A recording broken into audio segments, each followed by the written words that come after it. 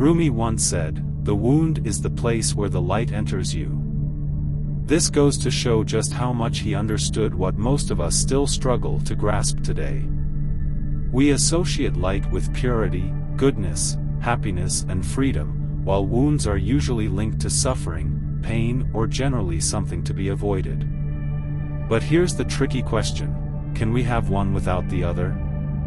Now, forgive me if I get a little too philosophical here, but are you aware of the one thing that neuroscience, Taoism, Buddhism, and Stoicism all have in common?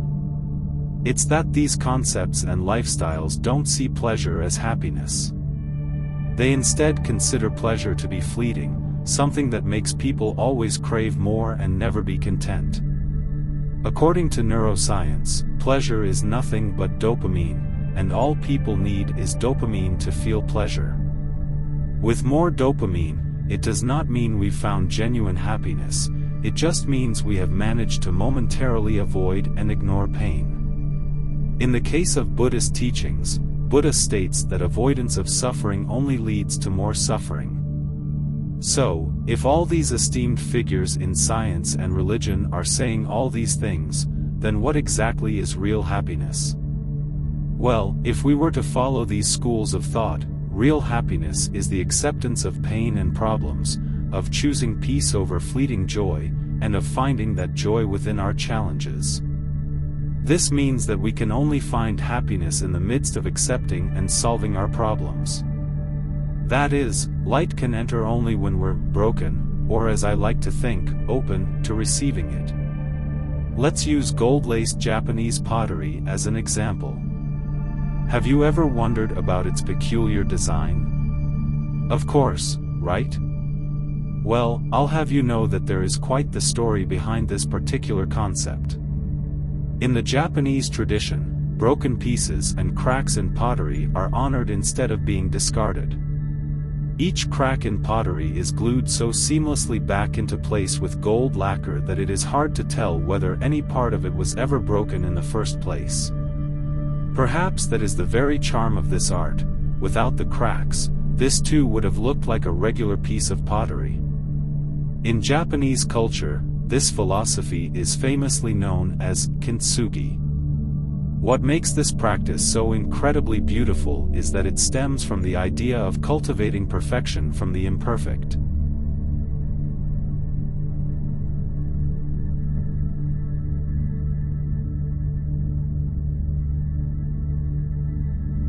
Another amazing thing about this philosophy is that we can utilize this wisdom of kintsugi in our daily struggles, but first, let me throw you a question. If being broken in some way is so important for us to be able to receive light, why do we struggle with the concept of being flawed? Simple. It's because we have become so conditioned to accept nothing less than perfect that we often forget that the beauty of an object, a person, and even an experience lies in the entirety of it, good and bad. It's the flaws that make that thing so perfectly imperfect. You see, we're living in an era where it's easy to get lost in trends that chase unrealistic perfection. Especially with the rise of social media, a filtered, picture-perfect version of everything seems to be the be-all and end-all. But look around you, after all that stress, we're still the unhappiest we have ever been. This flawed concept of perfection has totally taken us away from what's real, what's beautiful, and most importantly, what's meaningful. These days, it's easy to forget that what's beneath the surface ends up mattering more than what meets the eye. A great example of this is a man who tried to peel the layers of a pearl to get rid of a spot on its surface.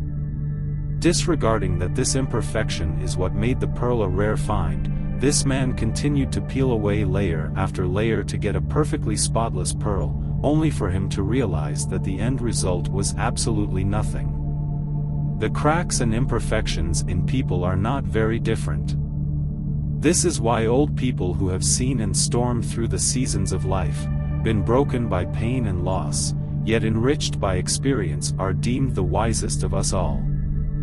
We look up to them because they've embraced their flaws and moved through life cherishing them. In exactly the same way, people who radiate confidence and joy are not those who have sailed through life smoothly, but those who have learned to surf life's turbulent waves instead of avoiding them. These people have accepted their imperfections, they let their scars remind them of their strengths, and they remain proud of that all the time. So when we talk about Ernest Hemingway's famous words, "We are all broke and that's how the light gets in," I guess we can see how all this comes into play.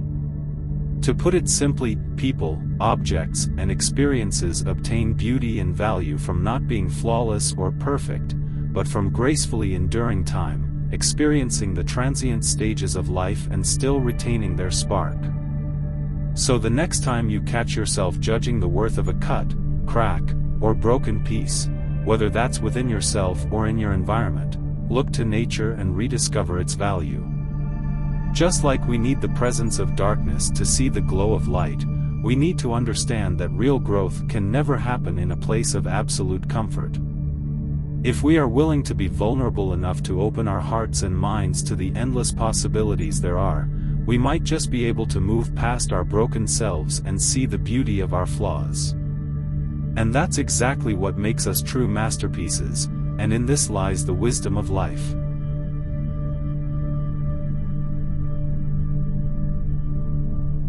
We are all broken, and that's where the light enters us, encapsulates a powerful sentiment that resonates deeply with the principles of the universe's laws.